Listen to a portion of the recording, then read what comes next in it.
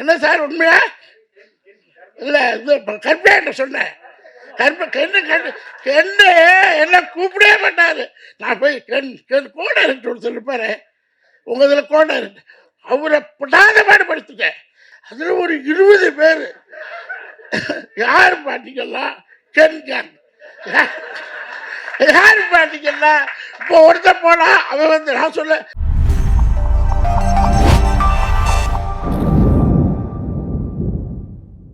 இந்த படத்துல ஒரு சின்ன ரோல் பண்ணாலுமே நம்ம எல்லாரும் பார்த்து சிரிச்ச ஒரு மிக முக்கியமான ஒரு சீனா வந்து தியேட்டர்ல வந்து ஃபாலோ ஆச்சு.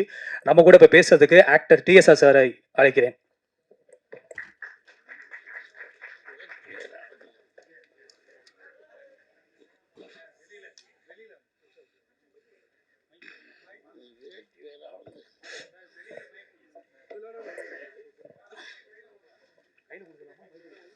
ஆமாப்பா ஹைட்டு கம்மி.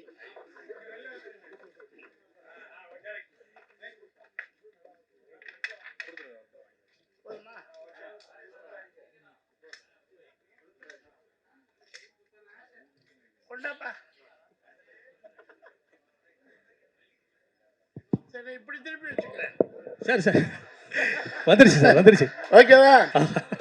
தக்லைஃப் பண்ணிட்டீங்க. ஓகே. ரொம்ப கடந்த 15 நாளாக டே நைட்டு 24 ஹவர்ஸ் ஒர்க்கு.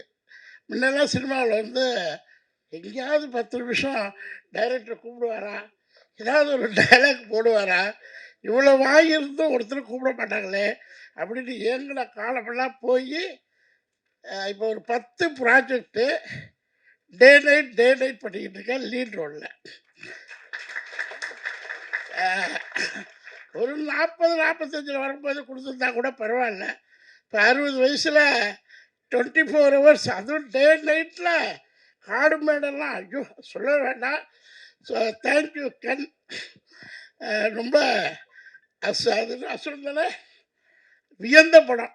அந்த காட்டுக்குள்ளே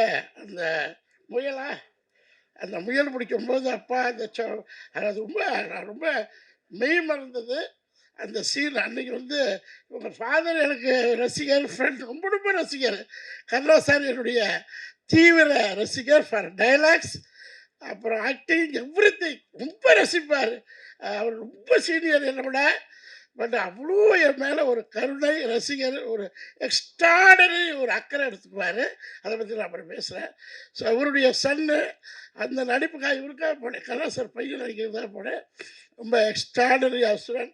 கங்க்ராச்சுலேஷன். அந்த மாதிரி படங்கள் தமிழ் சினிமாவில் இருக்கணும். அது வெற்றிமாறன் சார் தான் தேங்க்ஸ் சொல்லணும். அடுத்து கர்ணன் சார் படம் பண்ணுறாரு அப்படின்னாங்க. படம் பண்ணுறாரு கர்ணன் சின்ன பையனாச்சே, இப்போதான் 18 ஆயிடுச்சா இல்லையான்னு ஒரு டவுட்டு. என்னால் நான் போக முடியல, ஷூட்டிங் டே நைட் இருக்கிறதுனால. நான் இப்போ ஒரு புது என்ன பண்ணுறேன்னா, இந்த 20 வருஷம் 15 வருஷம் 18 வருஷம் 25 வருஷம் திரையில் இருந்து வெளியில் வராத, அறிமுகம் இல்லாமல் போராடிக்கிட்டு இருக்கிற ஒரு 200 பேர் தத்தெடுத்து என்னை அந்த படத்துக்கு கூப்பிட்றாங்க. நான் போய் ஆஜராகணும், ஆனால் என்னால் வர முடியல அப்படின்னு ஒருத்தர் அனுப்பிச்சி விட்ருவேன். அவர் போய் பார்த்துட்டு வந்து, சார் கருணாஸ் படம் ரொம்ப சின்ன பட்ஜெட்டில் ஸ்டார்ட் பண்ணியிருக்காங்க, ஆனால் ஒரே ஒரு நாள் தான் உங்களுக்கு இருக்குங்கன்னாங்க அப்படின்னாங்க. அப்போ இங்கே நான் 40 நாள் நடிச்சுக்கிட்டு இருக்கேன், நீ ஒரு நாள் கேட்குறியே, அதை எடுத்து சொல்ல வேண்டியதானே. ஏன்னா 40 நாள் படிக்கிற படத்தில் பிரபுசாமி படமும் அதே மாதிரி தான். 2 நாள் ஒரு நாள் போய் கேட்க முடியல என்னால். கட் பண்ணால் நான் இப்போ என்ன படம் இருக்கலையா, 40 நாள் உனக்கு கொடுத்துட்டு ப்ரொடியூசர்கிட்ட என்ன போய் சொல்லி திட்ட ஆரம்பிச்சிடுறாங்க. ஸோ அதனாலேயே இந்த ஒரு நாள் படங்கள் பண்ணுறதில்ல. பட் சின்ன ஒரு யங் ஜென்ரேஷன் பண்ணும்போது யூத்து எல்லோரும் அடுத்த சேதுபதி மாதிரி இருக்கும் அப்படின்னு நான் கணிச்சிட்டு டேட் கொடுத்தோன்னா மிஸ்டர் பேர் என்ன, இதெல்லாம் சினிமா, இது வந்து ஒரு நாடோடி மன்னனுக்கு சமமான படம். அந்த கதையை சொல்கிறேன். எம்ஜிஆர் ஜெயிச்சால் மன்னன், தோத்தால் நாடோடி. இது நடந்துச்சா ரிப்போர்ட்டர்ஸ்? எம்ஜிஆர் ஜெயிச்சா அந்த கதை இன்னைக்கு ரிவைண்ட் ஆகுது. கரெக்டா கருப்பையா? இல்லை கோச்சிக்காதுங்க, நான் சொன்னேன். இந்த படம் நடிக்கும்போது ஃபஸ்ட்டு எனக்கு மேனேஜர் பேமெண்ட் பேசுகிறார். ஒரு ரீசனபிளாக பேசி எல்லாம் முடிச்சிட்டாரு. நடிக்கன்னு பேசியாச்சு, அட்வான்ஸு போட்டு விட்டாரு, நடிக்க போயிட்டேன். திடீர்னு கருப்பையாட்ட கூப்பிட்டு, நான் டேட் வாங்குறதே பிரச்சனை. இல்லை சார், நான் ரொம்ப கஷ்டப்படுறேன். இந்த ஒரு நான் அசிஸ்டன்ட் டேரக்டர் சொல்லலை, ஒரு சின்ன ப்ரொடியூசர் நான் உங்கள் அப்பார்ட்மெண்ட்டில் இருந்திருக்கிறேன், எனக்காக செப்பரேட் பண்ணி கொடுக்குறாரு. நான் சொன்னேன்ப்பா, டேட் வாங்குறது ஏற்கனவே நான் டபுள் பேமெண்ட் வாங்கிட்டு இருக்கேன், கம்பெனியில் தான் டேட் வாங்குறேன். ஆனால் ஒன்று மட்டும், நீ எனக்கு கொடுக்குற காசு 20 மடங்கு வரலன்னா நான் அந்த பணத்தையே திருப்பி தந்துடுறேன்னு சொன்னேன். இந்த படம் கருணாஸ் ஜெயிக்கும், பணம் கொட்டும் அப்படின்னு நாளே சொன்னேன். என்ன சார் உண்மையா? இல்லை, இது கருப்பையாட்ட சொன்னேன். கென்னு என்ன கூப்பிடவே மாட்டார். நான் போய் கோட இருக்கு ஒருத்தர் இருப்பாரு, உங்கள் இதில் கோட இருக்கு, அவரை படாத பாடுபடுத்திட்டேன். ஏப்பா, என்னை கூட்டு உட்கார வச்சுருக்கீங்க, அங்கே பஞ்சாயத்து ஷூட்டிங் போகல, எடுங்கப்பா, பேச விடப்பா, அது யூத்து டீப்பு, அதில் லண்டன் பையன் தான் போய் ஒப்பிட்டு உட்காந்துருப்பேன். அவன் அந்த கேரவல்ல ஒரு ரூமில் ஒரு 2 ஆர்டிஸ்ட் இருக்கலாம், 3 இருக்கலாம். லேடிஸாக இருந்தால் 5 பேர் இருக்கலாம். லேடிஸாக தனியாக சொல்கிறேன். ஜென்ஸு 3 பேருக்கு மேலே தாங்காது, அடித்தடி வந்துடும். சின்ன ரூமு, அதில் ஒரு 20 பேர். யார் பார்த்தீங்கன்னா கென் கேங். யார் பார்த்தீங்கன்னா இப்போ ஒருத்தர் போனால் அவன் வந்து நான் சொல்ல எஸ்டன் டேரக்டர் நோ கென் கேங்.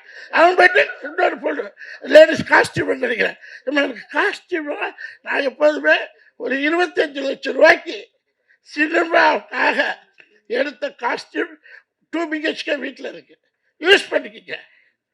25 லட்ச ரூபா கஷ்டகாலத்தில் சம்பாதிச்ச காஸ்டியூம். அதில் இது கொண்டு ஏன்னா என்னுடைய பேட்டர்ன் மாற்றுறதுக்காக ஆஃபீஸர், கலெக்டர், கமிஷனர், தாசில்தார் அதை மாற்றி ஒரு ஃபேமிலிக்குள்ளே என் மாதிரி ஒரு யூத் டைரக்டருக்குள்ளே வரணும். தேங்க்யூ கருப்பையா. நான் உச்சத்துக்கு டெக்ஸ்டைலில் போயிட்டு ரோஸ்டில் வந்தேன். இப்போ சினிமாவில் உச்சம்னா 300 rupees per month சேலரிக்கு பாம்பேயில் போடுவேன். 400 கோடி பிஸ்னஸ் பண்ணிட்டு தான் வந்தேன்.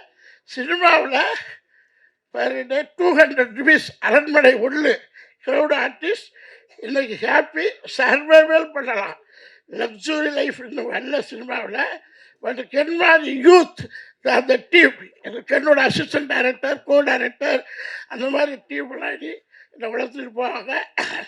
அதில் ஜெய்சன் ஒருத்தர் 200 ரூபாய்க்கு நடிக்க போகும்போது யூத்தாக இருந்தார். இப்போ 2 கோடி ரூபாய் படம் பண்ணார்.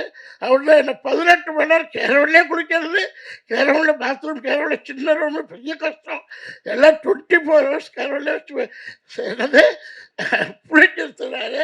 ஸோ அடுத்த படத்தில் கென்னு எனக்கு ஒரு 10 days ஆகுது கொடுத்து ஒரு என்ஜாய். நான் போய் பெரிய பெரிய டைரக்டர் படத்தில் நடிக்க போகல, 100 கோடி படத்தில் நடிக்க போகல, 200 கோடி படத்தில் நடிக்க போகல. யங் யூத் பீப்புள்கிட்ட கருப்பையா மாதிரி ப்ரொடியூசர்கிட்ட நடிக்கணும்னு ஒரு ஆர்வம். அதுக்காக ஒரு 15 படம் இப்போ புக் பண்ணியிருக்கிறேன், சின்ன படங்கள்.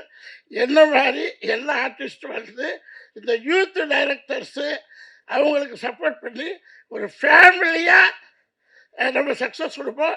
சினிமாவுக்கு 100 கோடி படம் இல்லை, 200 கோடி படம் இல்லை, ஜஸ்ட் ஒரு 7-8 கோடி போட்டிருப்பீங்களா? 7-8 கோடியில் பான் இண்டியா சக்ஸஸ். 7-8 கோடி இல்லையா? இவ்வளோ ஆர்டிஸ்ட் இருக்காங்க. சாப்பாடே கிட்டத்தட்ட ஒரு 50 லட்சத்துக்கு மேலே போயிருக்கு.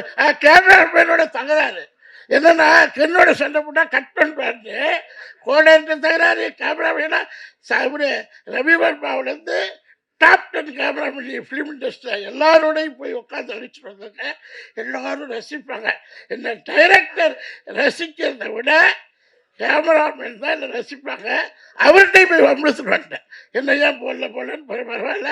ஸோ அடுத்தடுத்த படத்தில் இது ரொம்ப ஹைலைட் ஆயிடுச்சு. எல்லா மக்களும் நீங்களும் சாட்சி.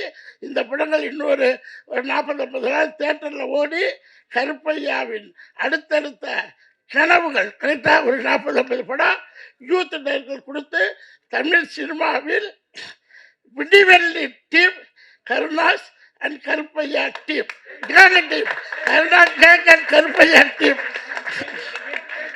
சாரி உங்கள் ஃபாதர் சாரி அது அந்த எக்ஸ்பீரியன்ஸ் பேசுது பார்த்தீங்களா, அந்த ஒரே ஒரு அஜித்தோட நடிப்பார் கர்லா சார், அந்த அந்த ஒரு சீன் நடிப்பார் அஜித்தோட நடிப்பார், அதே ஞாபகம் வந்துருச்சு. ஸோ இந்த படத்தை மீடியா சார் எதிர்கால சினிமா கேங்லேருந்து ஆரம்பிக்குது, அதை நீங்கள் எழுதுங்க. ஏன்னா இது குளோபலைஸ்டு படமாக பார்த்துங்க. ஹாலிவுட் பாலிவுட் எல்லா விட்டுக்கும் போகட்டும். அது என்ன போனால் தான் நம்ம தமிழ் பெருமை தெரியும். என்ன ஓகே, தேங்க்யூ.